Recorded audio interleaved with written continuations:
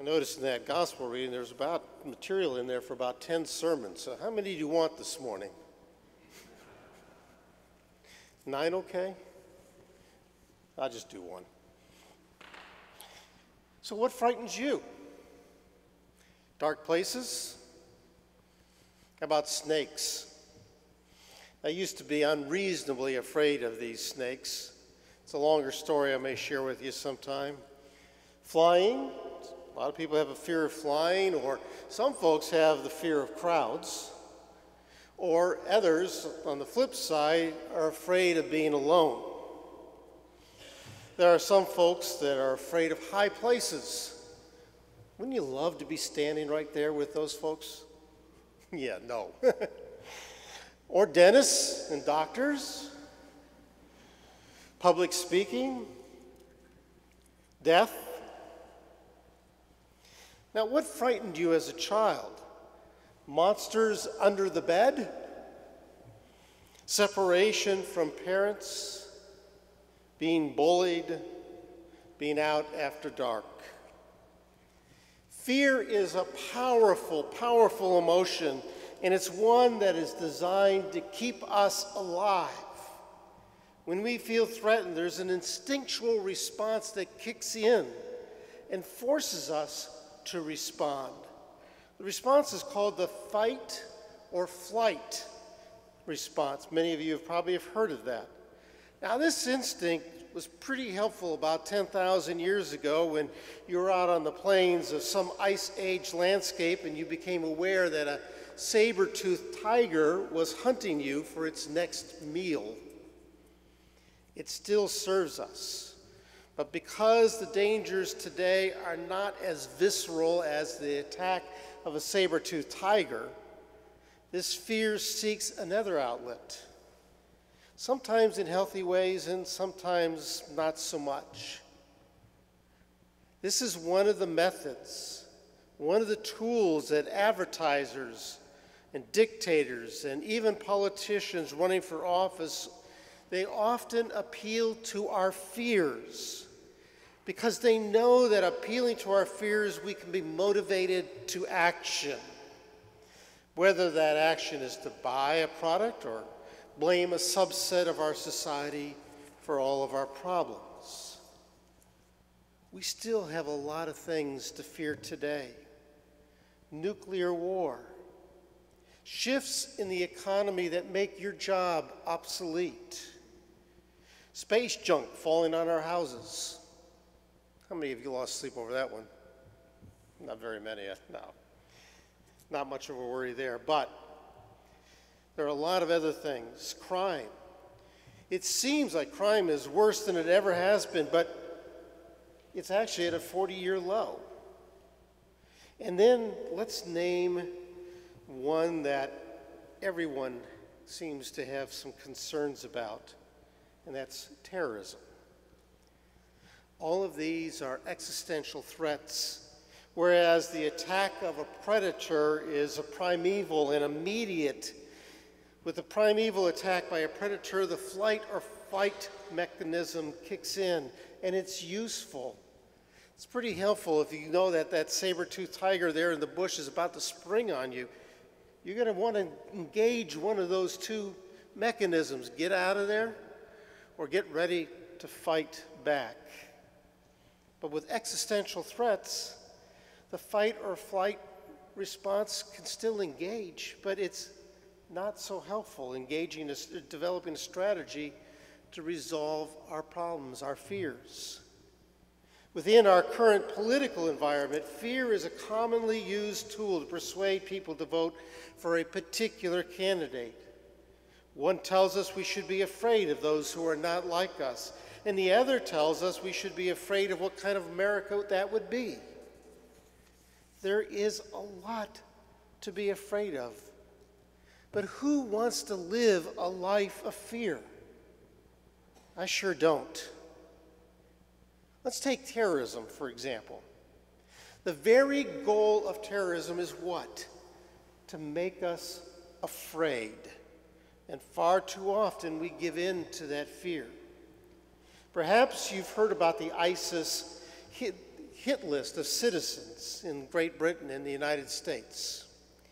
They expanded the list not too long ago to include 15,000 Christians.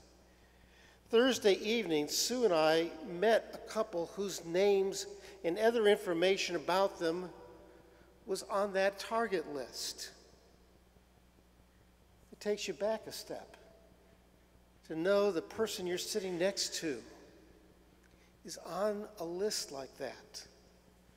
They are quite active in the life of their church, and they told us that they refuse to give in to fear, both because the terrorists achieved their goal of creating terror, but also because of their Christian faith. A major component in defeating terrorism is simply go about our daily lives without fear. That's what this couple was doing. Fear is often a difficult emotion to control. But God assures us we don't need to be afraid. In our lesson from Genesis, the very first words God speaks to Abram, or Abraham, as we generally think of him, is, "Do not be afraid." God goes on to tell Abraham, "I am your shield. I am your protector," in a sense. In Luke's gospel, Jesus says to his disciples, "Do not be afraid, little flock." Why? For it's your Father's good pleasure to give you the kingdom. Not that you may earn it, but God stands ready to give it to you. God must be very serious about God's desire for us to live a fearless life. Are you aware that the words, "do not be afraid" or "fear not" appear in the Old Testament and the New Testament 365 times? That's one time, one "do not be afraid" for every day of the year. Think of it this way. Think of every morning you wake up, God saying to you, "Fear not. Be of good courage. Know that I am your shield." What kind of life would be ours if we trusted God and let go of our fears? If you lived fearlessly, what would your life look like? Overall, I believe that most mainline congregations, which includes Lutherans, fear something. We fear failure. At this time of transition for Pilgrim, what would we do if we served and risked without that fear? Maybe a better question would be, what would Pilgrim risk in God's sight, or if in God's sight, failure was not an issue? I hope you'll take that question and play with it in the back of your mind all week. What if God values the effort and the risk more than success? I know our society looks at it a different way, and I understand why. But what if God values our effort and our willingness to trust him and take a risk far more than whether we succeed or not? I believe that is absolutely true. Because risk requires trust, and trust is faith. Risk requires the faith that God is not far away like some Olympic judge who's at the ready to hold up a card that scores the quality of an athlete's performance. No. God is actually in the effort, and all God wants is a trust that he can make something of our efforts. Last week we heard about the parable of the wealthy fool, who was so impressed with himself and his success, even when the honor clearly belonged to someone else. He's only too happy to say, "It was me. It was all me. I'm the only one who could ever make this happen."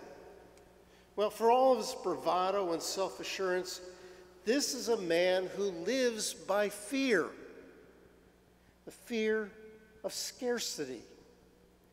Does he have enough resources to live the rest of his life comfortably? That's what he's concerned about.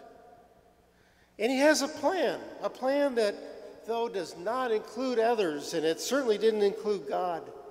And the plan's primary objective was to provide him with enough resources to last the rest of his life. Out of a fear for his well-being, he never considers others. He is frozen by fear. Again, returning to Jesus' words in our gospel, do not be afraid, little flock, for it is your Father's good pleasure to give you the kingdom. God doesn't keep score of good and bad actions on our part. Really, God is not keeping score. Jesus says that, and notice what it says here in the gospel, Jesus says that God wants to, that God desires to, that God wishes to, that God yearns to have us in the kingdom of heaven. Did you get that? God wants us to be there. There are no hurdles that God keeps setting up before us to jump over, because God wants us there. Our value to God is not based on us living a flawless life or accomplishing certain things. It is based on the fact that we belong to God. Now, because of that, we go out and we live a fearless life, doing what we can for our brothers and sisters. I think the call, or at least one of the primary calls of the church today, is to become a place where people are so deeply rooted in the promise of God's good pleasure and reminded of their identity as God's beloved children and affirmed in their inherent self-worth and their dignity, that they can indeed see all those around them as similarly beloved and deserving of self-worth and dignity in God's good pleasure. Think about the people around you, sitting around you right now. Each of them are loved by God as much as you, and they deserve the self-worth and dignity and God's good pleasure. So do the folks beyond those doors.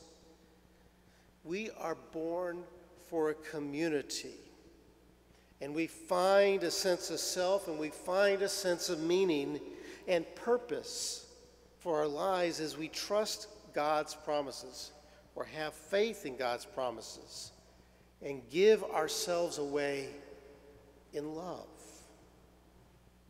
Amen.